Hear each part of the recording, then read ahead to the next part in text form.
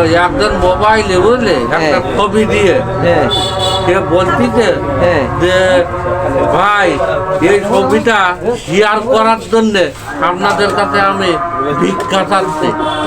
কি ধরনের কথাবার্তা এরকম কি বলি কাটাবে কেন? আচ্ছা আচ্ছা ব্যাপার তুই কিছু বলতে পারে যে আমি শেয়ার করেন, আপনাদের শেয়ার করার জন্য অনুরোধ করছে।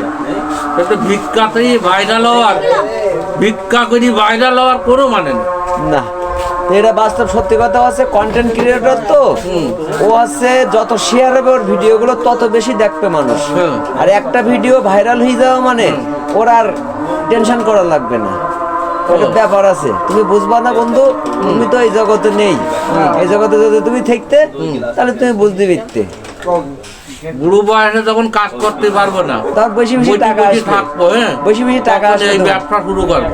হ্যাঁ হ্যাঁ হ্যাঁ, আমি আছি তোমার এখন তো কর্ম আছে, কাজ করি কাজ পারি, এখন এই ব্যবসা আর করলে চলবে না।